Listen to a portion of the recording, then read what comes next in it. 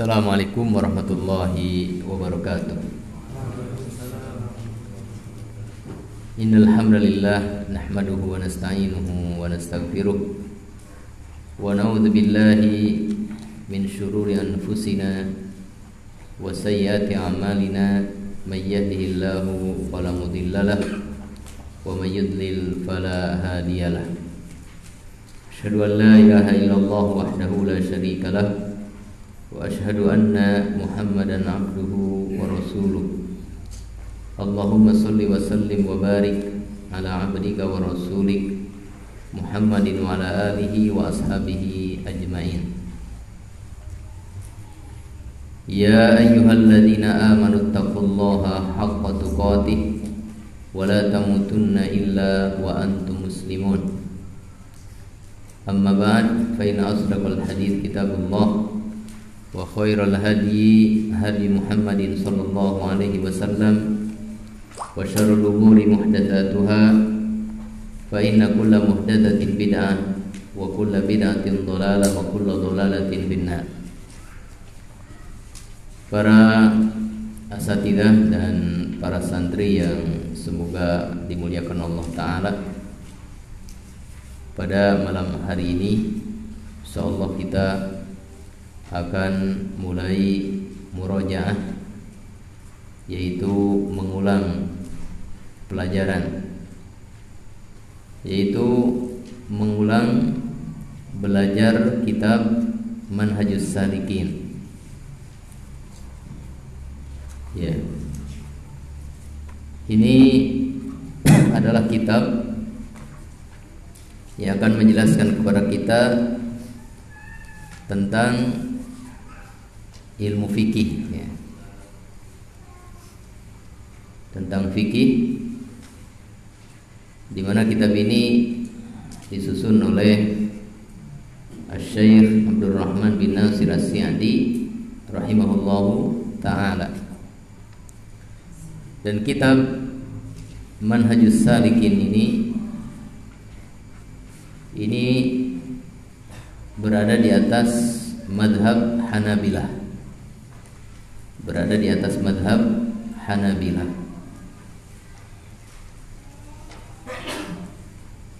Ya, kita mulai malam ini dan mudahan kita bisa selesai murojaah, mengulang pelajaran kitab ini atau mengulang pembelajaran kitab ini dalam beberapa malam. Ya, silakan Ustaz Saiful dibaca dengan terjemahannya dari muqaddimah. Bismillahirrahmanirrahim. Ini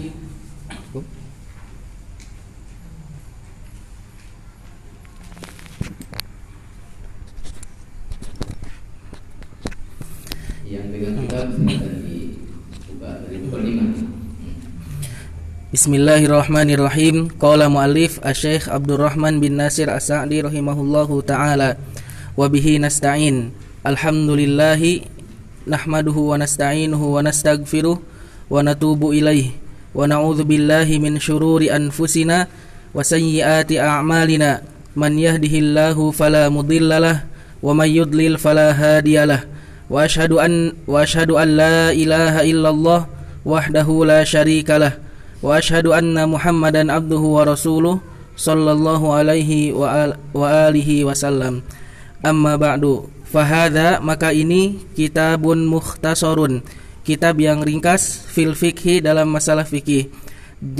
Jama'tu, aku mengumpulkan, fihi, dalam kitab ini, bainal masaili, antara masalah-masalah, wad dalaili, dan dalil-dalil.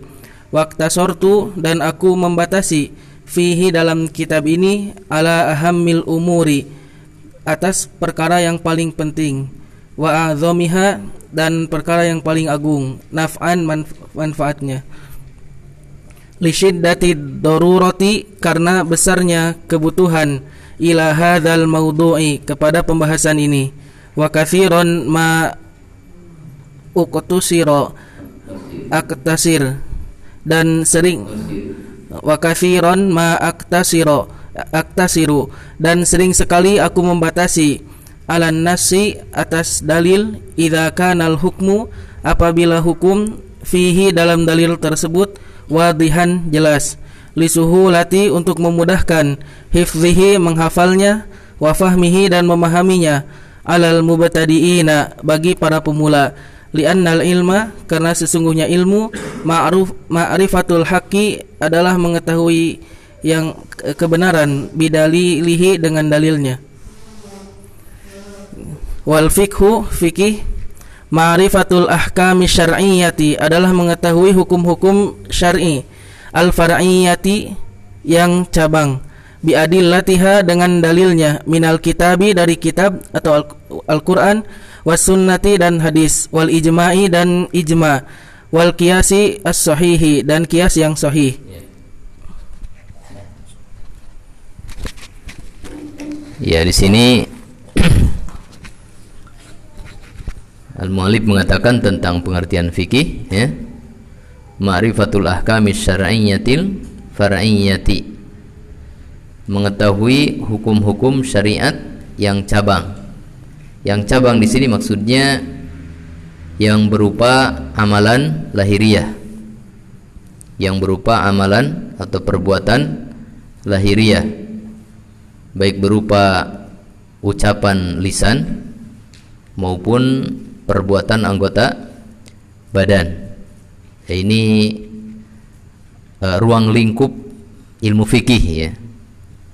Adapun amalan batiniyah, maka itu masuk kepada ilmu akidah, masuk kepada ilmu akidah. Ya, lanjutkan. Wa aktasiru, dan aku membatasi, alal adillatil masyhurati, atas dalil-dalil yang masyhur, khaufan, karena khawatir, minat tatwili, terlalu panjang, wa idza kanatil mas'alatu, dan apabila ada masalah, khilafiyatan, yang terjadi perbedaan pendapat, iktasortu, maka aku membatasi, alal qauli, atas pendapat, alladzi tarajjaha, yang kuat, indi, menurutku, tab'an, dengan mengikuti, lil adillati, kepada dalil-dalil asyar'iyyati, syar'i.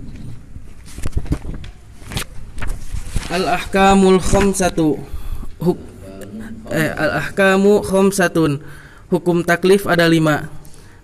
Al-wajibu, wajib, wahwa, yaitu ma usiba, perkara yang diberi pahala, fa'iluhu, orang yang melakukannya, wa uqiba, dan disiksa, tarikuhu, orang yang meninggalkannya, wal haramu, dan haram, didduhu, adalah kebalikan dari wajib, wal makruhu, makruh, ma usiba, perkara yang diberi pahala, tarikuhu, orang yang meninggalkannya, walam yu'aqab, dan tidak disiksa, fa'iluhu, orang yang melakukannya, wal masnunu, dan sunnah, didduhu, kebalikan dari makruh, wal mubahu, mubah, wahwa, yaitu alladzi, hukum yang, fi'luhu, melakukannya, wa tarkuhu, dan meninggalkannya, ala haddin sawain, di atas hukum yang sama. Nah, di sini al-muallif memulai pembahasan kitabnya setelah muqaddimah, dan ini pun masih termasuk muqaddimah, ya. Tetapi di dalam muqaddimah ini beliau menyampaikan tentang hukum taklif yang 5, karena hukum fikih itu tidak keluar dari hukum yang 5 ini, ya. Apa yang diucapkan dengan lisan, apa yang diperbuat oleh anggota badan lahiriah, maka tidak akan keluar hukumnya dari hukum wajib, atau hukum sunnah, atau hukum haram, atau hukum makruh, atau hukum mubah, ya. Ya, lihatkan. Wa yajibu, dan wajib, alal mukallafi, atas orang yang sudah balik dan berakal, an yata'allama minhu, untuk mempelajari fikih, untuk mempelajari dari fikih, kulla ma yahtaju ilaihi, semua yang dia butuhkan, fi ibadatihi, dalam ibadah, wa muamalatihi, dan muamalah, wa ghairiha, dan selainnya. Qala sallallahu alaihi wasallam, Rasulullah sallallahu alaihi wasallam bersabda, man barang siapa yuridillahu yang Allah menghendaki bihi baginya khairan kebaikan yufaqihu maka Allah akan memahamkan dia fid dini dalam agama. Muttafaqun alaih. Hadis ini man yuridillahu bi khairan yufaqihu fid din. Hadis ini tidak berkaitan khusus dengan fikih ya. Walaupun bahasa hadisnya itu yufaqihu, akan memfakihkan dia. Tetapi ini tidak khusus dengan ilmu fikih yang kita kenal. Tetapi hadis ini berbicara umum bahwa orang yang Allah Ta'ala kehendaki kebaikan untuknya, maka Allah akan fahamkan dia tentang agamanya, mencakup seluruh ilmu yang ada di dalam agama ini. Ya. Kitabut Taharati, kitab Taharah. Ya, sekarang kita masuk ke kitab yang pertama, Kitabut Taharah. Kitab tentang bersuci. Terus. Qala an-nabiyyu, Nabi sallallahu alaihi wasallam bersabda, bunyal Islamu, Islam dibangun ala khamsin, di atas 5 pondasi.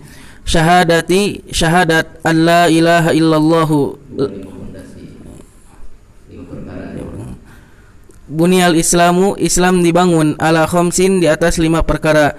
Syahadati an la ilaha illallah, syahadat la ilaha illallah, wa anna Muhammadar Rasulullah, dan Muhammad Rasulullah, wa iqamis salati, dan mendirikan salat, wa itaiz zakati, dan menunaikan zakat, wa hajjil baiti, dan haji ke Baitullah, wa shaumi Ramadana, dan saum Ramadan. Muttafaqun alaih.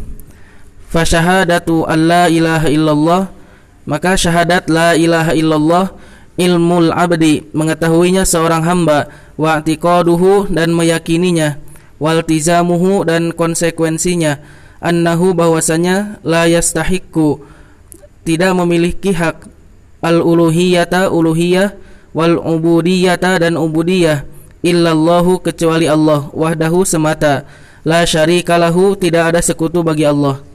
Fayujibu dzalika, maka mewajibkan atas hal itu, alal abdi, atas seorang hamba, ikhlaso, mengikhlaskan, jami'id dini, seluruh agama, lillahi ta'ala, bagi Allah ta'ala, wa antakuna, supaya ibadatuhu, ibadahnya, az-zahiratu, yang nampak, wal batinatu, dan tersembunyi, kulluha, seluruhnya, lillahi, hanya bagi Allah, wahdahu, semata, wa alla yusyrika, dan supaya tidak menyekutukan, bihi, dengan Allah, syai'an, dengan sesuatu apapun, fi jami'i, dalam seluruh umurid dini, urusan agama. Wahada, maka konsekuensi syahadat, aslu dini, adalah aslu dini jami'il mursalina, asal agama seluruh rasul, wa atba'ihim, dan para pengikut mereka, kama qala ta'ala, sebagaimana firman Allah ta'ala, wa ma arsalna, dan tidaklah kami mengutus, min qablika, dari sebelummu, min rasulin, dari seorang rasul, illa nuhi, kecuali kami wahyukan, ilaihi, kepadanya, annahu, bahwasannya, la ilaha, tidak ada yang berhak diibadahi, illa ana, kecuali aku, fa'buduni, maka beribadahlah kepadaku. Wa syahadatu anna Muhammadar Rasulullah, dan syahadat Muhammadur Rasulullah, an ya'taqidal abdu, seorang hamba meyakini, annallaha, bahwasanya Allah, arsala, telah mengutus, Muhammadan, Nabi Muhammad sallallahu alaihi wasallam, ila jami'is tsaqalaini, kepada seluruh tsaqalain, al-insi wal jinni, yaitu manusia dan jin, basyiron, sebagai pemberi kabar gembira, wa nadhiron, dan pemberi peringatan, yad'uhum, mendakwahi mereka, ila tauhidillahi, kepada mentauhidkan Allah, wa ta'atihi, dan mentaatinya, bitasdiki, dengan membenarkan, khobarihi, beritanya, wa imtithali, dan mengikuti, amrihi, perintahnya, wajtinabi, dan meninggalkan, nahihi, larangannya, wa annahu, dan bahwasanya, la sa'adata, tidak ada kebahagiaan, wala salaha, dan tidak ada kebaikan, fid dunya di dunia wal akhirati dan akhirat illa bil imani kecuali dengan beriman bihi kepada Allah wa taatihi dan mentaatinya wa annahu dan bahwasanya yajibu wajib illa kecuali bil imani dengan mengimani bihi Rasulullah kepada Rasulullah wa taatihi dan mentaatinya wa annahu dan bahwasanya yajibu wajib takdimu mendahulukan mahabbatihi kecintaan kepada Nabi ala mahabbati atas kecintaan an-nafsi kepada dirinya wal waladi dan kepada kepada anaknya wan nasi dan kepada manusia ajma'ina seluruhnya wa annallaha dan bahwasanya Allah ayyadahu menguatkannya bil mu'jizati dengan mukjizat ad-dallati yang menunjukkan ala risalatihi atas kebenaran kerasulannya wa bima dengan apa-apa jabalahullahu apa yang Allah ciptakan alaihi kepada diri Nabi sallallahu alaihi wasallam minal ulumil kamilati dari ilmu yang sempurna wal akhlaqil aliyati dan akhlak yang tinggi wa bima dan dengan apa istamala alaihi yang telah dicakup dinuhu agama minal huda dinuhu oleh agamanya minal huda dari petunjuk war rahmati dan rahmat wal haqi dan kebenaran wal masalihi dan kebaikan ad-diniyati dunia akhirat wad dunyawiyati dan dunia ad-diniyati agama wad dunyawiyati dan dunia wa ayatuhul kubra dan bukti kenabian yang paling besar hadzal Qur'anul azimu adalah Al-Qur'an yang agung ini bima fihi dengan apa yang terdapat di dalamnya minal haqqi dari kebenaran fil akhbari berupa dalam khobar atau berita wal amri dan perintah wan nahi dan larangan wallahu a'lam. Ya. Ini al-muallif rahimahullah ya di dalam menyampaikan Kitabut Thaharah sebagai kitab yang pertama dalam kitab Manhajus Salikin ini, pembahasan yang pertama, maka terlebih dahulu beliau menyampaikan tentang arkanul Islam, rukun Islam yang 5. Di mana rukun Islam yang 5 ini menjelaskan tentang pokok-pokok ibadah lahiriah. Pokok-pokok ibadah lahiriah.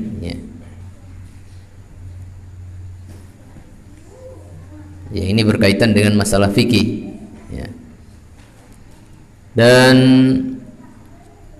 ini yang akan menjadi pembahasan fikih ya, yaitu mulai dari sholat, zakat, haji, kemudian saum Ramadan. Nah, rukun Islam yang pertama itu mengucapkan 2 kalimat syahadat. Asyhadu an la ilaha illallah wa asyhadu anna Muhammadan Rasulullah. Nah, ini jarang kita mendapatkan pembahasan tentang 2 kalimat syahadat di dalam fikih. Karena memang 2 kalimat syahadat ini ada 2 pembahasan ya. Pertama, pembahasan di dalam fikih berupa ucapannya, berupa pengucapannya, bahwa ini sebagai rukun Islam yang pertama. Kemudian yang kedua ya, yang kedua berkaitan dengan fikih dari sisi bahwa ibadah seorang hamba, ibadah amaliyah seorang hamba yang dibahas dalam fikih, sholat, zakat dan seterusnya, itu diterimanya oleh Allah Ta'ala bergantung kepada bagaimana dia melaksanakan 2 kalimat syahadat ini, yaitu bahwa ibadah yang dia lakukan itu berada di atas al-ikhlas, yaitu mentauhidkan Allah Subhanahu wa taala, dan ini pelaksanaan dari syahadat yang pertama. Kemudian praktek ibadah yang dia lakukan adalah mutaba'ah, yaitu mengikuti contoh dari Rasulullah sallallahu alaihi wasallam. Ini sebagai perwujudan dari apa? Syahadat yang kedua. Maka dua kalimat syahadat ini kaitannya dengan fikih, yaitu jelas, ya. Kaitannya dengan fikih itu jelas. Pertama, ini adalah masuk di dalam masalah syahadat ini, di sana ada ibadah qauliyah berupa apa? Ucapannya, dan itu masuk dalam ruang lingkup fikih, yaitu ibadah lahiriah. Kemudian yang kedua, tentang terkaitnya seluruh ibadah untuk diterima oleh Allah Ta'ala kepada mewujudkan dua kalimat syahadat ini, atau yang lebih dikenal dengan syurut qabuli al-amal, syarat-syarat diterimanya amal, yaitu harus ikhlas. Itu merupakan perwujudan atau pelaksanaan dari syahadat asyhadu alla ilaha illallah.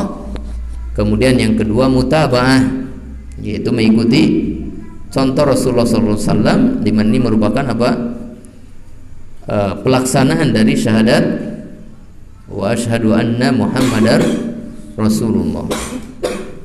Kemudian dua kalimat syahadat ini, ya, pembahasan yang kedua adalah berkaitan dengan akidah. Berkaitan dengan akidah, sebagaimana yang disebutkan tadi oleh al-muallif, ya, tentang makna dua kalimat syahadat ini, bagaimana dia mengilmui, bagaimana dia meyakini, ya, kemudian bagaimana dia melaksanakan realisasinya atau melaksanakan konsekuensinya.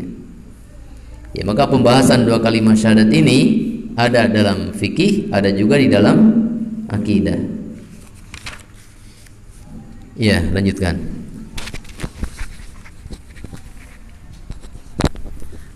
Faslun fil miyahi, tentang hukum air. Wa amma sholatu, dan adapun solat, falaha, maka solat memiliki syurutun, syarat-syarat, tataqaddama, yang lebih dahulu, tataqaddamu, yang lebih dahulu, alaiha, daripada solat. Faminha, maka diantaranya at-taharatu, taharah, kama qala an-nabiyyu sallallahu alaihi wasallam, sebagaimana sabda Nabi sallallahu alaihi wasallam, la yaqbalullahu, Allah tidak menerima salatan, salat, bighairi tuhurin, dengan tanpa bersuci. Muttafaqun alaih. Faman lam yatatohar, maka barang siapa yang belum bersuci, minal hadatsil akbari, dari hadas besar, wal asgori, dan hadas kecil, wan najasati, dan najis, fala sholata lahu, maka tidak sah salat baginya. Wat toharotu, dan toharoh, nau'ani, ada dua macam. Ahaduhuma, salah satunya, at-toharotu, toharoh bil ma'i, dengan air, wahyal aslu, dan ini asal. Fakullu ma'in, maka setiap air, nazala minas sama'i, yang turun dari langit, au naba'a minal ardi, atau keluar dari bumi, fahuwa tahurun, maka itu adalah suci. Yutohiru, mensucikan, minal ahdathi wal akhbasi, dari najis.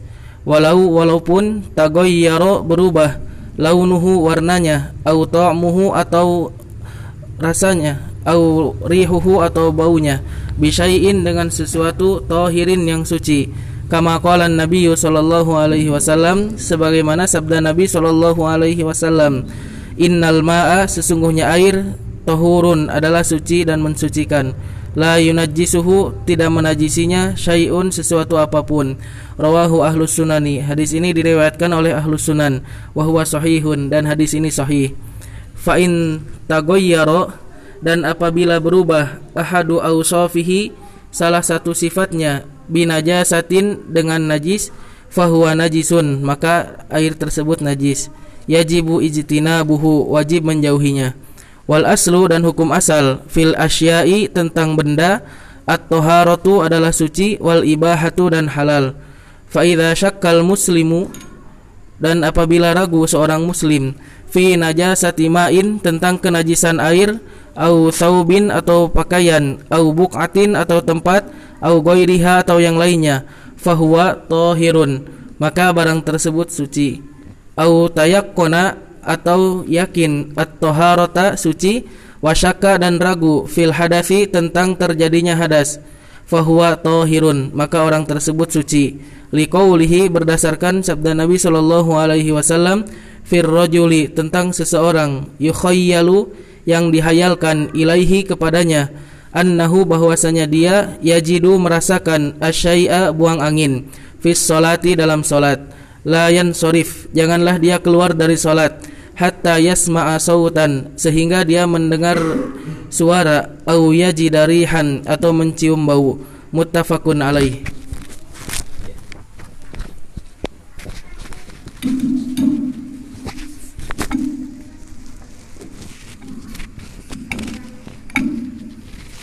Di dalam kitab At-Taharah,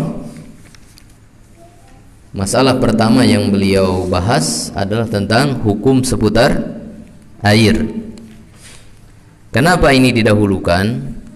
Ya, di sini beliau menjelaskan bahwa yang namanya sholat itu memiliki syarat-syarat sah, di mana syarat-syarat sah ini dikerjakan lebih dahulu daripada sholat. Artinya dikerjakan sebelum sholat. Nah, di antara syarat-syarat sah sholat itu adalah bersuci, baik bersuci dari hadas maupun bersuci dari najis. Dan bersuci baik dari hadas maupun dari najis itu ada dua macam. Yang pertama bersuci dengan air, dan ini adalah alat yang asal di dalam bersuci. Kemudian yang kedua nanti disebutkan dalam bab tayammum, itu bersuci dengan tanah, dan itu sebagai pengganti. Kalau yang asal yaitu air tidak ada atau tidak bisa menggunakan air, ya, tidak bisa digunakan air tersebut. Nah, maka berkaitan dengan ini al-muallif mendahulukan pembahasan tentang air, karena yang namanya bersuci baik dari najis maupun dari hadas ini bergantung kepada alat bersucinya, yaitu apa? Air. Kemudian beliau menyampaikan beberapa hukum berkaitan dengan masalah air, ya. Kesimpulannya bahwa yang namanya air antara suci dan mensucikan, atau air yang menjadi najis. Jadi kalau ada air suci maka dia mensucikan. Kemudian yang kedua, air najis. Air najis adalah air yang asalnya suci, mensucikan, tapi kemudian dia berubah dengan sebab adanya najis yang mencampurinya. Maka ketika ada perubahan pada air tersebut dengan najis yang mencampurinya, maka hukum airnya berubah menjadi najis. Kemudian beliau menyampaikan bagaimana kita mengetahui air yang suci dan mensucikan. Maka beliau menyampaikan bahwa air yang suci dan mensucikan itu adalah air yang datang dari dua sumber. Pertama adalah yang turun dari langit, ya, air hujan, salju, kemudian gerimis, kemudian apa namanya, air embun, ya. Ini sumber yang pertama yang turun dari langit. Kemudian yang kedua adalah air yang keluar dari tanah, seperti sumur, sungai, kemudian mata air, ya, kemudian yang di laut, ya. Maka ini yang dimaksud dengan air yang hukumnya suci dan mensucikan. Itu yang bersumber dari dua sumber tadi, ya. Kemudian beliau menyampaikan bahwa kalau kita merasa ragu apakah air, nah kita tahu air ya, apakah air yang ada ini suci atau najis. Nah, maksudnya apakah tercampuri najis sehingga menjadi najis atau tidak? Maka beliau mengatakan hukum asalnya apa? Suci. Maka ini yang ditetapkan bahwa air tersebut adalah suci mengikuti hukum asalnya. Maka keraguan tentang najisnya itu dihilangkan, ya, mengikuti apa yang diyakini dari hukum asal. Ya, lanjutkan. Babul aniyati, bab tentang aniyah.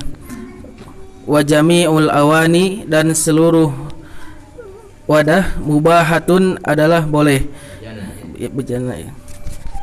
Illa kecuali aniyatadz zahabi, bejana emas, wal fiddati dan perak, wama dan bejana fihi yang terdapat padanya syai'un sesuatu minhuma dari emas dan perak, illa liyasiro kecuali sedikit, minal fiddati dari perak, lil hajati untuk kebutuhan, liqaulihi sallallahu alaihi wasallam, berdasarkan sabda Nabi sallallahu alaihi wasallam, la tashrabu, janganlah kalian minum, fi aniyati zahabi, pada bejana emas, wal fiddati dan perak, wala ta'kulu, dan janganlah kalian makan, fi sihafiha, pada piring emas, fa innaha, karena sesungguhnya, lahum itu, karena sesungguhnya piring emas, lahum adalah kebiasaan orang musyrik, fid dunya di dunia, walakum dan boleh bagi kalian, fil akhirati di akhirat, muttafaqun alaih. Babul istinja'i, bab bersuci setelah buang air, wa adabi qada'il hajati, dan adab setelah buang hajat, dan adab buang hajat. Yustahabbu, disunnahkan, idza dakhalal khala'a, apabila masuk kamar mandi, an yuqaddima, untuk mendahulukan, rijlahul yusra, kaki yang kiri, wa yaqula, dan membaca bismillahi, Allahumma, ya Allah, inni sesungguhnya aku, a'udzubika, berlindung kepadamu, minal khubuthi, dari setan laki-laki, wal khabaithi, dan setan perempuan. Wa idza kharaja, dan apabila keluar dari kamar mandi, wa idza kharaja minhu, dan apabila keluar dari kamar mandi, qaddamal yumna, mendahulukan kaki yang kanan, wa qala, dan membaca ghufranaka, alhamdulillahi, segala puji bagi Allah, alladzi azhaba, yang menghilangkan, anni, dariku, al-adza, gangguan, wa afani, dan melindungiku, al-adza, kotoran, wa afani, dan melindungiku, wa ya'tamidu, dan bersandar, fi julusihi, dalam jongkoknya, ala rijlihil yusra, di atas kakinya yang kiri, wa yansibu, dan menegakkan, al-yumna, kakinya yang kanan, wa yastatiru, dan dia bersembunyi, bihaitin, dengan dinding, au ghairihi, atau yang lainnya, wa yab'udu, dan disunnahkan dia menjauh, in kana, kalau buang hajatnya, fil fadai, di tempat terbuka, wala yahillu, dan tidak boleh, wala yahillu, dan tidak boleh, lahu, baginya, an yaqdiya hajatahu, untuk buang air, fi, di torikin, jalan, au mahillin, au mahalli, atau tempat, julusin nasi, duduknya manusia, au tahtal asjari, atau di bawah pohon, al musmirati, yang berbuah, au fi mahallin, atau di tempat, yu'zi, yang mengganggu, bihin nasa, dengan buang air, yu'zi, yang mengganggu, bihi, dengan buang air, an-nasa, manusia, wala yastaqbilul kiblata, dan tidak boleh menghadap kiblat, au yastadbiruha, atau membelakanginya, hala qada'il hajati, ketika buang hajat, liqaulihi, berdasarkan sabda Nabi sallallahu alaihi wasallam, idza ataitumul ghaita, apabila mendatangi tempat buang air, fala tastaqbilul kiblata, maka janganlah menghadap kiblat, bigoitin, dengan sebab buang air besar, wala baulin, bigoitin dengan buang air besar, wala baulin dan buang air kecil, wala tastadbiruha dan tidak boleh membelakanginya, walakin akan tetapi syarriku menghadaplah ke timur, menghadaplah ke timur, au gharribu atau ke barat. Muttafaqun alaih.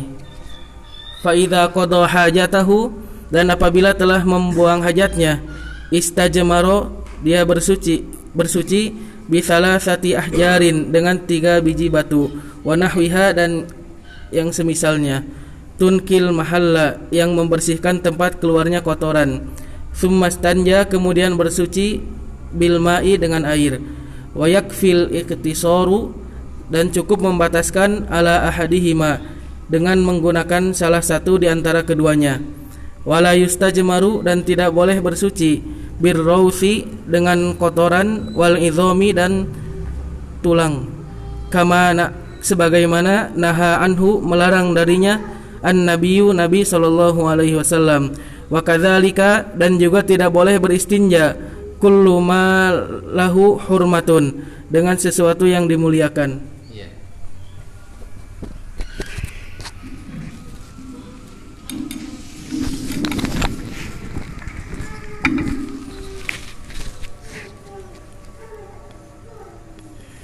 Ya, di sini al-muallif menjelaskan tentang babul istinja wa adab qada'il hajah. Ya, bab tentang istinja dan beberapa adab di dalam buang hajat. Maka bab ini berkaitan dengan di dalam bersuci, yaitu izalatun najasah, yaitu berkaitan dengan bersuci dari najis. Yang namanya bersuci tadi sudah kita sebutkan. Pertama, bersuci dari apa? Hadas. Yang kedua, bersuci dari najis. Nah, ini di antara pembahasan bersuci dari najis adalah istinja. Istinja artinya kita mensucikan atau membersihkan tempat keluarnya najis. Tempat keluarnya najis yaitu kubul, kemaluan depan, wad dubur, dan dubur, kemaluan belakang, setelah kita mengeluarkan najis dari salah satu 2 saluran ini. Jadi istinja itu setelah kita buang hajat, buang air besar atau buang air kecil, lalu kita membersihkan, mensucikan tempat keluarnya. Kalau buang air kecil berarti yang dibersihkan mana? Kemaluan depan. Kalau buang air besar berarti yang dibersihkan yang mana? Kemaluan belakang. Nah, itu disebut dengan istinja. Nah, disebut juga dengan istijmar karena dibolehkan menggunakan batu. Istijmar itu dengan batu. Disebut juga dengan istitobah. Disebut juga dengan istitobah. Nah, di istitobah diambil dari kata-kata thayyib. Diambil dari kata-kata istatoba yastatibu, ya, menjadikannya thayyib, menjadikannya suci. Maksudnya mensucikan, ya. Mensucikan apa? Tempat keluarnya najis, ya. Maka di sini beliau menyampaikan beberapa adab berkaitan dengan buang hajat dan istinja, ya. Yang pertama apa? Adab ketika masuk. 1, menggunakan atau mendahulukan kaki kiri sambil membaca apa? Bismillah. Allahumma inni a'udzubika minal khubuthi wal khaba'ith. Nah, ini dibaca sebelum masuk, ya. Kemudian adab yang kedua, ini adab ketika keluar dari tempat buang hajat.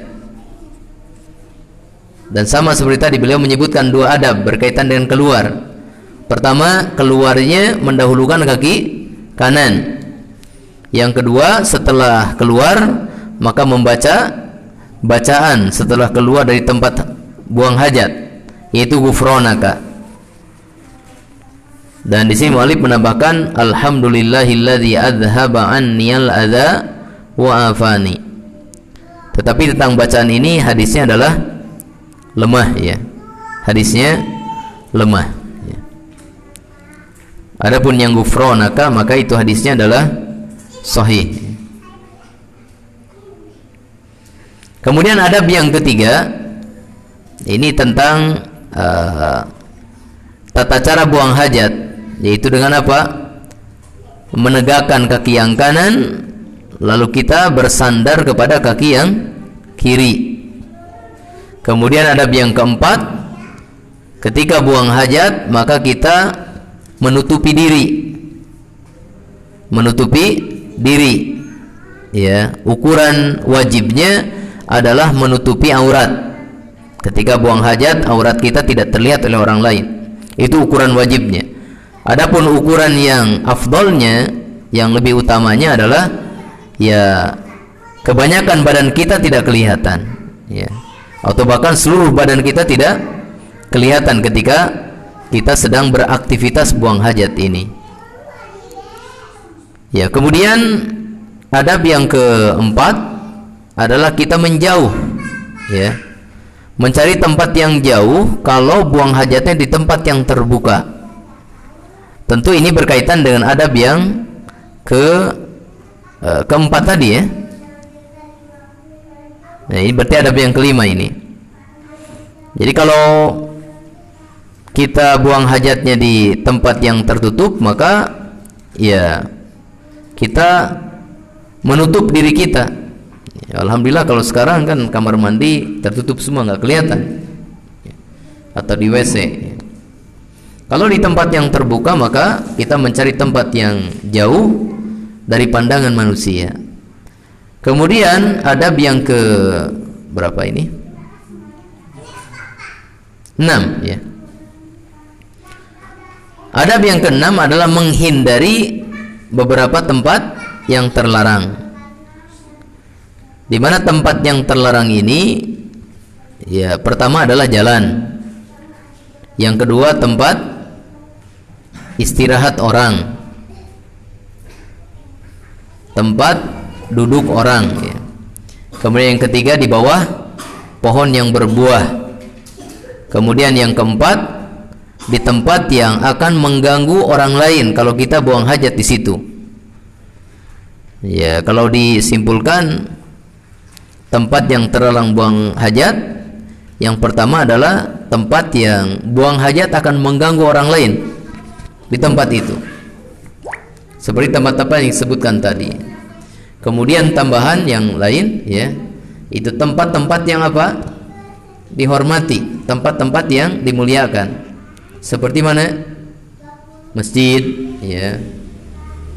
Nabi SAW pernah menyampaikan tentang tidak boleh buang najis di masjid ketika ada seorang Arab Badui yang apa?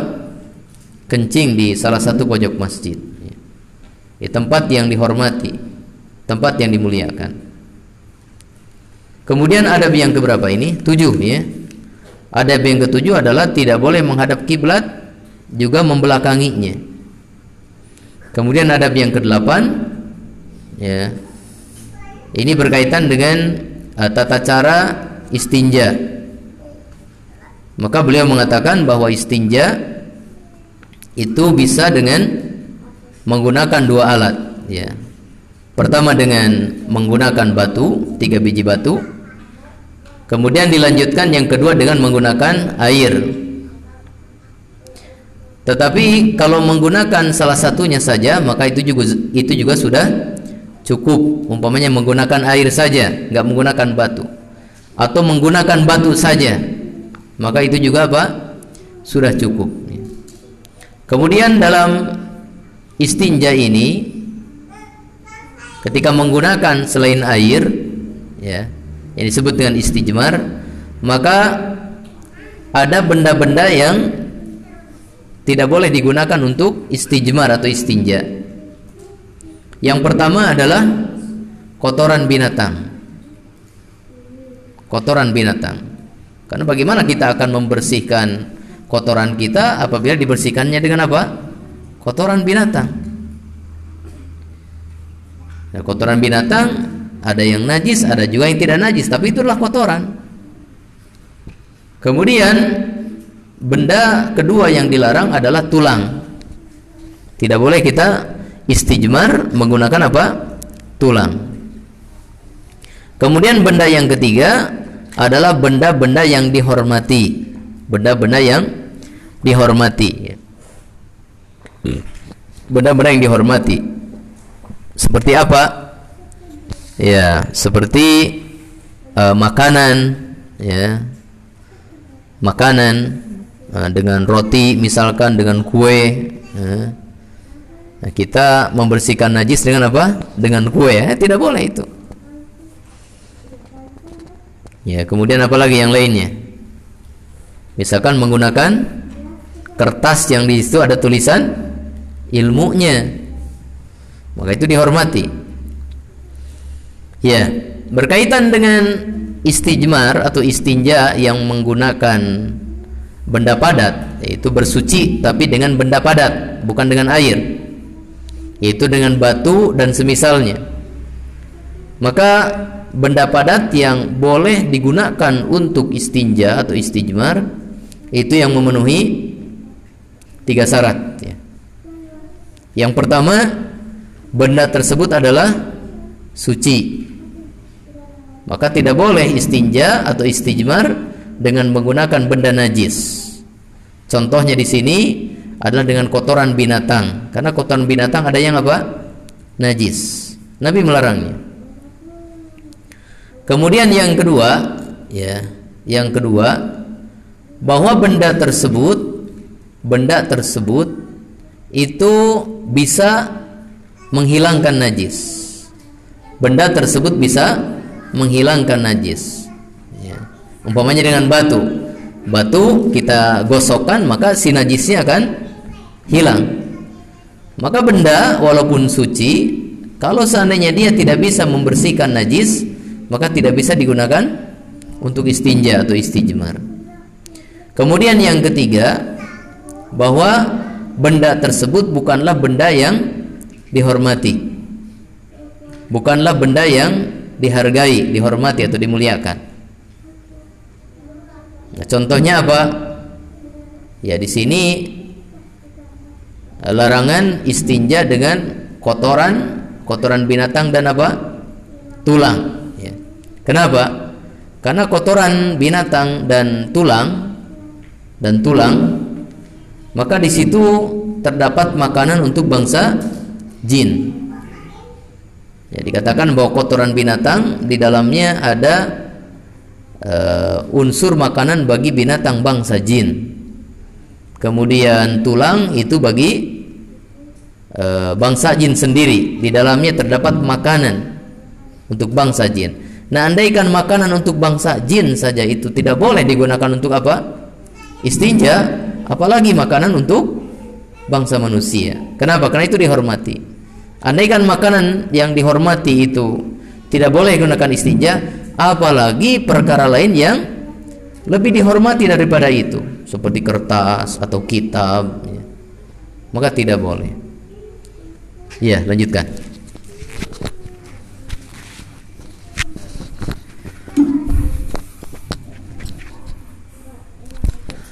Faslun, fasal. Izalatun najasati, menghilangkan najis, wal asyaun najisatu, dan benda-benda najis. Wa yakfi, dan cukup, fi ghusli jami'in najasati, dalam mencuci najis, alal badani, yang ada di badan, awil thawbi, atau pakaian, awil buk'ati, atau tempat, aw ghairiha, atau yang lainnya, antazula, sampai hilang, ainuha, bendanya, anil mahalli, dari tempatnya, li'anna syari'a, karena sesungguhnya yang menetapkan syariat, lam yashtarit, tidak mensyaratkan, fi jami'i, dalam seluruh ghuslin najasati, mencuci najis, adadan, jumlah bilangan, illa, kecuali, fi najasatil kalbi, dalam kenajisan anjing, fashtaroto, maka mensyaratkan, fiha, di dalamnya, sab'a ghusalatin, 7 kali cucian. ihdaha dan salah satunya biturabi dicampur tanah, fil hadithi di dalam hadis muttafaqi alaihi. Wal asya'un najisatu benda-benda najis, baulul adami air kencing manusia, wa uzratuhu dan kotorannya, waddamu dan darah, illa kecuali annahu bahwasanya yu'fa dimaafkan anid damil yasiri dari darah yang sedikit, wa misluhu dan yang semisalnya ad-damul masfuhu darah yang mengalir, minal hayawanil ma'kuli dari hewan yang halal dimakan, duna bukan alladzi darah yang yabqa tersisa fil lahmi pada daging, wal uruki dan urat-urat, fa innahu maka sesungguhnya itu tahirun adalah suci.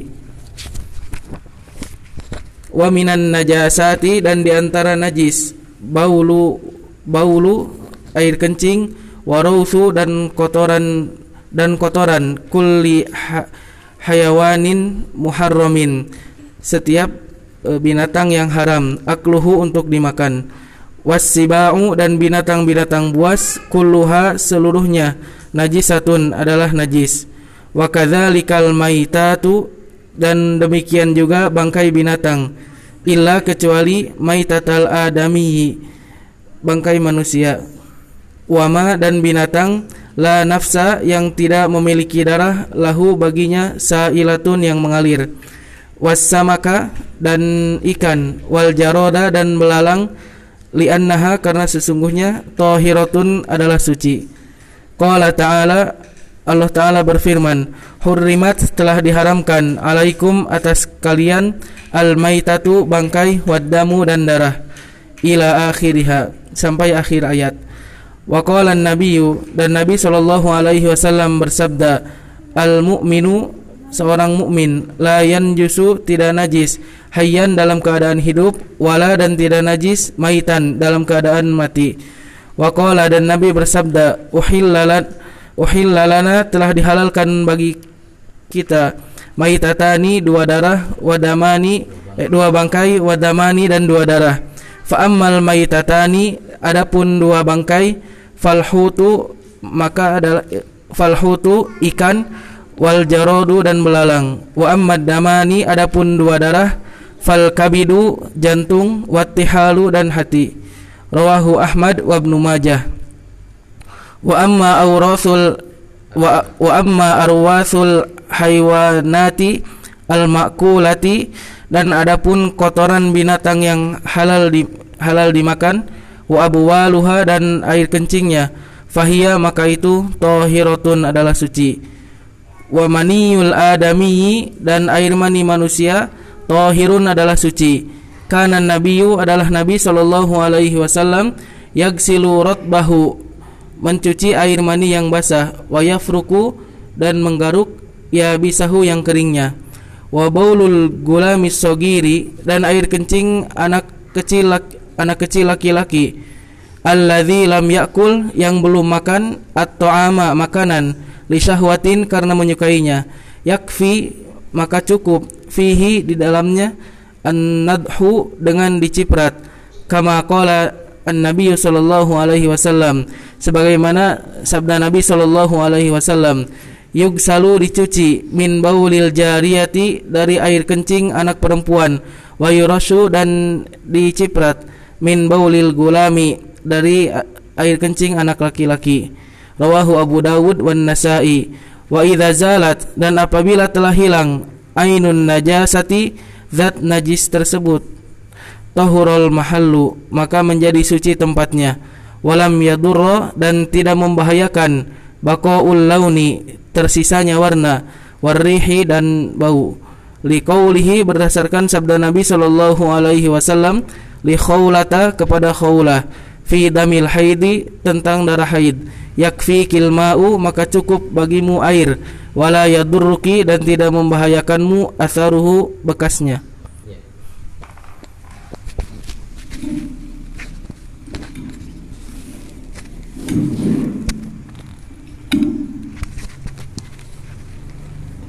Bab yang selanjutnya masih berkaitan dengan pembahasan tentang bersuci dari najis ya. Maka di sini ya beliau menyebutnya dengan fasal ya. Karena masih berkaitan dengan masalah bersuci dari najis. Faslu izalatin najasati wal asya'in najisati. Ya, ini fasal tentang menghilangkan najis dan mengetahui tentang benda-benda najis. Yang pertama beliau bahas tentang menghilangkan najis. Maka beliau mengatakan menghilangkan najis, baik najis yang ada di badan, di pakaian ataupun di tempat yang akan kita gunakan tempat sholat. Maka cara membersihkannya adalah dengan mencucinya, dengan mencuci dengan air. Berapa kali? Ya, tidak dibatasi jumlah cuciannya. Yang penting sampai hilang benda najisnya dari tempat tersebut, dari badan kita, dari pakaian kita, dari tempat sholat kita. Yang penting bersih, hilang zatnya. Ya. Kenapa? Di sini dikatakan karena syariat tidak membatasi dengan bilangan cucian tertentu. Hanya dalam satu najis saja yang dibatasi bilangannya, yaitu apa? Najis jilatan anjing. Ya. Najis jilatan anjing. Maka di situ disyaratkan untuk tercapai kesuciannya harus 7 kali cucian, di mana salah satunya dicampur dengan apa? Dengan tanah. Adapun najis yang lain maka cukup dengan hilangnya benda najisnya, zat najisnya. Sekali cuci sudah hilang benda najisnya, maka sudah suci. Tapi kalau mau ditambah yang kedua, yang ketiga, ya silakan, itu lebih membersihkan. Tapi kalau najis anjing, jilatan anjing, maka walaupun 3 kali mencuci sudah hilang, tetap harus ditambahi sampai berapa? 7 kali. Kemudian pembahasan yang kedua, mengenal benda-benda najis. Maka di sini beliau kemudian menyebutkan, pertama, air kencing manusia. Ini benda-benda najis. Yang kedua, kotoran manusia. Ya. Yang ketiga, darah, baik darah manusia maupun darah binatang. Ya. Dikecualikan dari darah ini adalah darah yang sedikit, maka itu dimaafkan. Umpamanya ada darah luka sedikit, tangan tergores, keluar darah sedikit kena baju, maka itu dimaafkan kalau cuma sedikit. Termasuk darah yang tersisa di mana? Di daging binatang yang akan kita makan, tersisa. Nah, maka itu termasuk yang dimaafkan. Ya. Kemudian yang keempat, benda najis adalah air kencing dan kotoran binatang yang haram dimakan. Air kencing dan kotoran binatang yang haram dimakan. Adapun air kencing dan kotoran binatang yang halal dimakan, maka beliau katakan itu adalah suci. Kotoran ayam, kotoran kambing, kotoran sapi, juga kencingnya itu suci, tidak najis. Nah, ini dikatakan oleh beliau ya. Kemudian benda atau perkara yang keberapa sekarang? Yang kelima ya. Perkara kelima yang dihukumi najis adalah binatang buas. Maksudnya dalam keadaan hidup. Binatang buas dalam keadaan hidup, maka dia ainnya, maksudnya yaitu zat binatangnya adalah najis. Zat binatangnya adalah najis. Tetapi kenajisan ini bukan berarti kalau kita bersentuhan dengan binatang buas tersebut maka menjadi najis badan kita. Nah, tidak ya. Yang dimaksud najis ini adalah najis zatnya. Adapun kulitnya, bagian luarnya, ketika bersentuhan dengan kita maka itu tidak menajisi kita. Ya, umpamanya keledai. Nabi SAW melarang makan daging keledai peliharaan manusia, himar ahli. Ya. Kemudian dikatakan li'annaha rijsun, karena binat atau keledai itu adalah najis. Tapi keledai biasa digunakan sebagai binatang tunggangan. Nabi dan para sahabat biasa menunggangi keledai. Nah, walaupun keledai itu dihukumi najis, tapi Nabi dan para sahabat tidak diceritakan setelah nunggang keledai kemudian mereka mencuci pakaian, mereka mencuci bagian badan yang bersentuhan dengan keledai. Maka ini berarti bersentuhan dengannya itu tidak menjadikan kita najis. Kemudian perkara keenam yang dihukumi najis adalah seluruh bangkai. Seluruh bangkai, ya. Seluruh bangkai. Nah, dikecualikan dari bangkai ini 4 bangkai, maka dia tidak najis, dia suci bangkainya. Yang pertama adalah bangkai manusia, ini tidak najis, ini suci. Yang kedua, bangkai binatang yang tidak memiliki darah mengalir. Contohnya adalah serangga, bangkai semut, ya, bangkai nyamuk. Ya, ini adalah binatang yang tidak memiliki darah mengalir. Kemudian yang ketiga, bangkai ikan. Nah, ini suci sehingga halal dimakan. Kemudian yang keempat, bangkai belalang. Ini juga suci, tidak najis sehingga halal dimakan. Ya. Kemudian setelah itu beliau menjelaskan tentang beberapa hal yang dia ada kemiripan dengan najis tapi dia tidak najis, dia suci. Pertama apa yang disebut mu'allif di sini? Bahwa benda ini mirip dengan najis tapi dia tidak najis, dia suci. Pertama apa? Air mani. Air mani mirip dengan najis? Iya, apa itu? Kencing. Ya, air mani mirip dengan air kencing. Kenapa? Ya sama-sama keluar dari mana? Kemaluan depan. Nah, air kencing najis. Lalu bagaimana dengan air mani? Yang ada kemiripan dengan air kencing karena sama-sama keluar dari saluran kemaluan depan. Maka di sini Malik menjelaskan walaupun ada kemiripan itu sama-sama keluar dari kemaluan depan, tetapi air mani adalah suci, ya. Air mani adalah suci, ya, tidak najis. Sehingga kalau terkena kepada pakaian, kemudian kita sholat dan air maninya masih ada, maka sah-sah saja sholatnya, karena air maninya apa? Tidak najis, ya. Air maninya suci. Kemudian yang kedua, ya, oh iya. Cuma air mani tadi, ya. Adapun perkara kedua yang dijelaskan oleh mu'allif ini berkaitan dengan air kencing anak kecil. Air kencing anak kecil.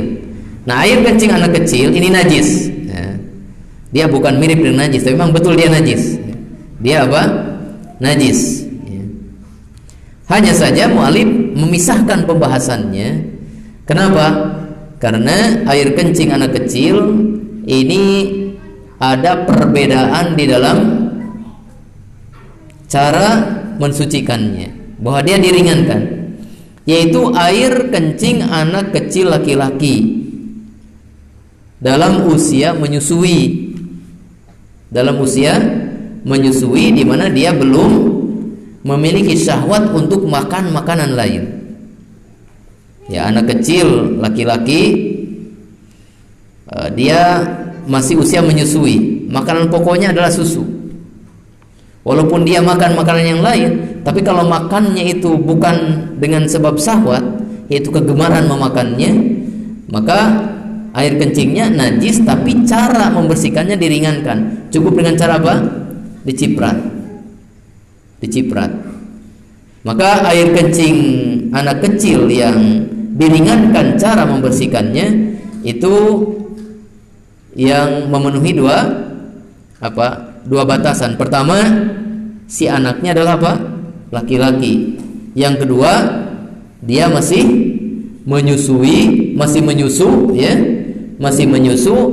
dan dia belum memakan makanan lain secara syahwat.